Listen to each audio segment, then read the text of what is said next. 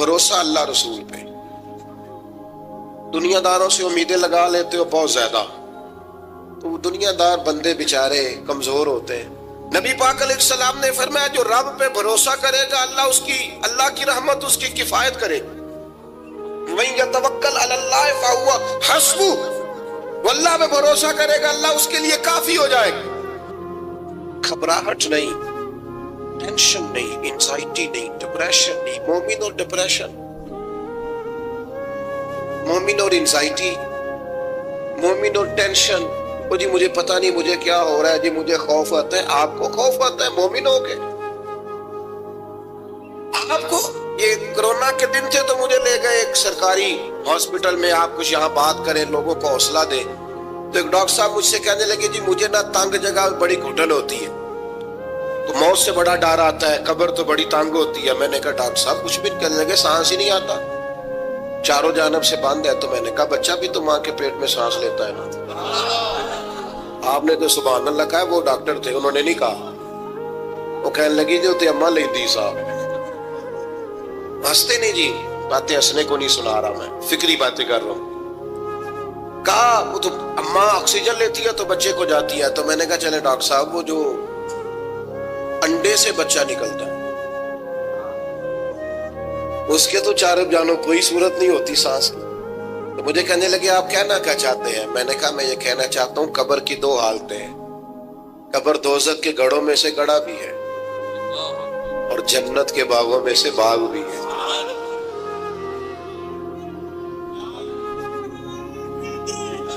سنو یار، اللہ آپ کو خوش ماشاء. سنیں جی سنیں.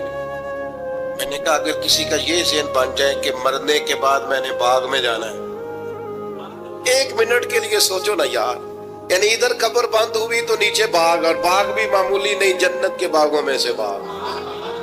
اور باغ ایسا شاندار جس میں آنکھ کھلی تو پہلی زیارت ہی مدینے والے معبود.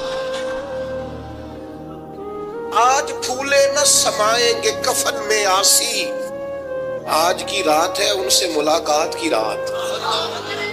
وہاں جانے سے خوف آتا ہے. مومن خوف ٹینشن، مومن کو ایک ہی خوف ہے اللہ کا، رب سے ڈرتا ہے، اللہ کے سامنے کھڑے ہونے سے ڈرتا ہے. باقی مسائل کا خوف کرنا، غربت کا خوف کرنا، لوگوں سے ڈرنا، یہ نکل آئے آپ اس ٹینشن سے.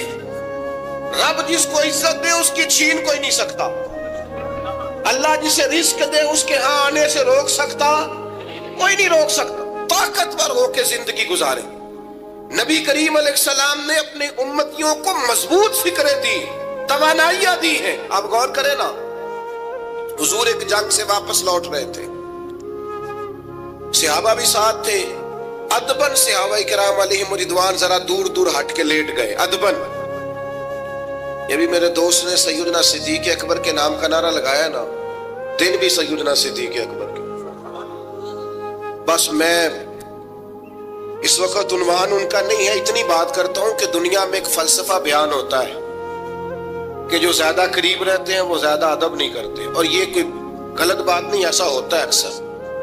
جو زیادہ قریب ہوتے ہیں وہ زیادہ مؤدب. لیکن حضرت صدیق اکبر کا کمال یہ ہے انہوں نے دنیا کے سارے فلسفے ہی غلط کر دیے. قریب بھی سب سے زیادہ وہی تھے اور ادب والے بھی سب سے زیادہ وہی تھے. فلسفہ ہی غلط قرار دے دیا. لوگوں کو بتایا ہے کہ محبت رسول کی باری آئے تو فلسفے بدل جایا کرتے ہیں. قرب بھی سب سے زیادہ ہے اور ادب بھی سب سے زیادہ ہے. بس بیان ہو کس زبان سے مرتبہ صدیق اکبر کا کہ محبوب خدا محبوب ہے صدیق اکبر کا. اور لٹایا راہ حق میں گھر کئی بار اس محبت سے کہ لٹ لٹ کر حسن گھر بن گیا صدیق اکبر کا. لٹ لٹ کے حسن گھر بن گیا صدیق اکبر. تو صحابہ ادبن ذرا سرکار سے تھوڑا سا سائیڈ پہ ہو کے لیٹ گئے. نبی کریم علیہ السلام نے اپنی تلوار درخت کی ٹہنی سے لٹکائی اور کریم بھی آرام فرما ہوئے. اچانک ایک کافر آیا، اس نے تلوار سرکار کی نکال لی. دیکھا حضور اکیلے اور پاس اسلحہ بھی نہیں ہے، تو حضور پر تلوار تان کے کہنے لگا اب آپ کو مجھ سے کون بچائے گا؟ نہیں آپ زیادہ توجہ کریں بات پر. کون بچائے گا؟ یعنی آپ یوں سمجھ لیں کہ بندہ گھر میں سویا ہوا ہو تو اچانک اسے آواز آئے کہ چھت پہ کچھ چل رہا ہے. آپ کو اپنی مثال دے رہا ہوں، آپ کو اپنے آپ کو سمجھانے کے لیے، وہاں کے لیے نہیں. تو پتہ چلے نا چھت پہ کچھ چل رہا ہے تو بہت سارے لوگ ایسے ہوتے ہیں ان کے تکیے کے نیچے سے موبائل بھی نہیں نکلتا، اتنا ڈر جاتے ہیں، بالکل پریشر کے نیچے آ جاتے ہیں. یعنی ڈاکٹر نے کہہ دیا جی آپ کی رپورٹیں بتاتی ہیں کہ مشکل ہے آپ بچیں، تو کچھ تو ڈاکٹر کی بات سن کے فوت ہو جاتے ہیں، اور کچھ کہتے ہیں تیری رپورٹیں ٹھیک ہوں گی پر ہوگا وہ جو میرا رب چاہے گا. یہ طاقت سرکار نے دی ہے اپنے غلاموں کو. اس نے تلوار اٹھائی، کہنے لگا آپ کو کون بچائے گا؟ تو محبوب کے چہرے پہ اطمینان، اور وہ جو اللہ نے میرے محبوب علیہ السلام کو روک دیا ہے، محبوب اسی حالت میں زیر لب مسکرائے اور فرمایا مجھے کون بچائے گا؟ مجھے میرا اللہ بچائے گا.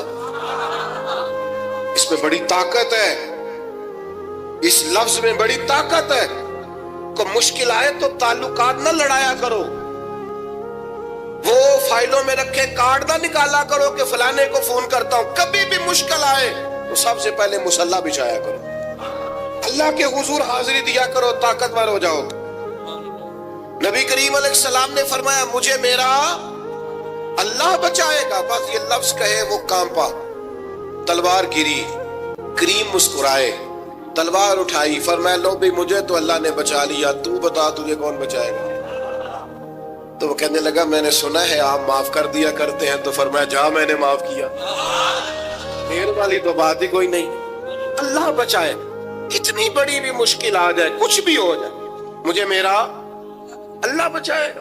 میرے عزیزوں طاقتور زندگی گزارنی ہے. میں نے زیادہ باتیں نہیں کرنی، تھوڑی تقریر کرنے والا آدمی ہوں، سمیٹنے کی طرف آ رہا ہوں. اپنی زندگی میں اپنے افکار و نظریات میں کبھی بھی کسی قسم کی بھی کمزوری پیدا نہ کریں. نبی اکرم صلی اللہ تعالی علیہ وسلم نے اپنے غلاموں کو تازہ دم رکھا ہے، ان کو فکری توانائیاں عطا کی ہیں. بس ہم نہ آہستہ آہستہ اتنے کمزور ہو گئے کہ ہم ضعف اعتقادی کی طرف چلے گئے. اس کی جو سب سے بڑی وجہ ہے وہ یہ ہے کہ سوچ بڑی محدود ہے. اپنے گھر تک، اپنے محلے تک، اپنے کمائی تک، اپنے مکان تک محدود ہو کے رہ گئے. اس محدود سوچ سے باہر آئیں. نبی کریم علیہ السلام نے فرمایا میں خلق کا رسول بن کے آیا ہوں، مخلوق کا رسول میں. یعنی نبی اکرم علیہ السلام کی امت دعوت میں تو سارے انسان شامل ہیں نا.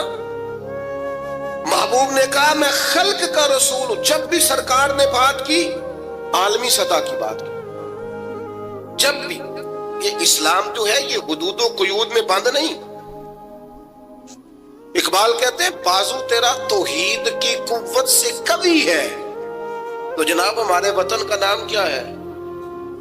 اسلام تیرا دیس ہے، اسلام تیرا، اقبال کہتے ہیں بازو تیرا توحید کی قوت سے قوی ہے، اسلام تیرا دیس ہے تو مصطفی ہے. اسلام تیرا دیس. آپ کی سوچ بڑی ہونی چاہیے، وسیع سوچ. آپ کو پتہ ہے تجارت کو سرکار نے پسند کیا ہے. کیوں؟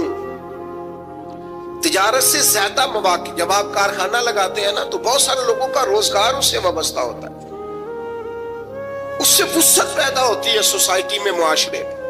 آپ مت سمجھیں میں تاجروں کی سپورٹ نہیں کرتا، لیکن میں آپ کو یہ بات تجربے کی روشنی میں اور اپنی سمجھ بوجھ کے مطابق عرض کر رہا ہوں کہ جب تاجر مارکیٹ کے اندر انڈسٹری لگاتا ہے تو وہ صرف تاجر کوئی نفع نہیں ہوتا، اس سے بہت سارے لوگ جڑتے ہیں اور بے روزگاری کا خاتمہ ہوتا ہے. اس کے نتائج قوم کے حق میں اچھے نکلتے. تو عالمی سوچ، قومی سوچ پیدا کرے، محدود سوچیں. وہ بڑا دیکھیں نا، یہ ایک حدیث میری طرف توجہ ہے آپ کی، یہ دیکھیں یہ ایک حدیث کتنا عالمی کرتی ہے بندے کو. نبی پاک علیہ السلام نے فرمایا مومن وہ ہے جو اپنے لیے پسند کرے وہی اپنے بھائی کے لیے بھی پسند کرے. یہ ایک روایت اگر اس پر، اور یہ آتی بھی سب کو ہے، اگر سب کا اس پر عمل ہونے لگ جائے تو مجھے بتائیے کوئی چیز ملاوٹ والی بکے گی مارکیٹ میں؟ کوئی دھوکہ دے گا؟ کوئی ایسا کام جو غلط ہو؟ بیٹھ جائیں بیٹا، تشریف رکھیں سارے. اللہ کو وہ ایک اٹھیں گے تو پھر تو سارے اٹھ جائیں گے. مہربانی کریں، بس میری بات مکمل ہوگی. پیغام میں نے جو دینا تھا دے لیا، سمیٹ رہا ہوں بات کو. یاد رکھیے گا کہ عالمی سوچیں، قومی، آپ جب اپنے بھائیوں کے لیے بھی وہی پسند کریں گے جو خود پسند کر رہے ہیں تو سوسائٹی میں کتنا نکھار آئے. سرکار جب بھی بات کرتے تھے بڑی بات کرتے، داعیہ اللہ ہے نا، تو جب بھی بات کی عالمی. ایک سفر سے حضور واپس تشریف لائے، کئی دنوں کے بعد حضور تشریف لائے تو سفر کا اثر تھا، تھکاوٹ تھی وجود اطہر پر، بظاہر لباس مبارک پر بھی اثرات تھے سفر کے. سیدہ طیبہ طاہرہ حضرت سیدہ زہرا رضی اللہ تعالی عنہ، آپ نے جب دیکھا نا سرکار کی کیفیت کو تو آنکھوں میں آنسو آ گئے. تو عرض کرنے لگی، رو کے عرض کرنے لگی، یا رسول اللہ آپ دین کے لیے کتنی مشقت برداشت کرتے ہیں، کتنی آپ تکلیف اٹھاتے ہیں. آنسو بہائے. اب مجھے بتائیے ہمارا کوئی بچی بچہ ایسی بات کرے تو ہم کہتے ہیں تجھے تو ایک دو کا پتہ ہے، میرے تو بہت زیادہ ہے، تو کتاب کھول دیتے. جب کہا یا رسول اللہ آپ کتنی تکلیف اٹھاتے ہیں، تو پتہ ہے نبی کریم نے کیا فرمایا؟ حضور فرمانے لگے، فاطمہ آپ کے والد کو اللہ نے بڑے مقاصد کے لیے دنیا میں مبعوث فرمایا، بڑے مقاصد کے لیے دنیا میں مبعوث فرمایا ہے. فرمایا نہ کوئی گھر کچا بچے گا، نہ پکا بچے گا، نہ کوئی جھونپڑی بچے گی جہاں اللہ تعالی ہمارے دین کے پیغام کو پہنچا نہیں دے گا. تو جب بڑے مقاصد کے لیے نکلنا ہے تو پھر یہ صحبتیں تو چلیں گی، یہ آزمائشیں تو چلیں گی.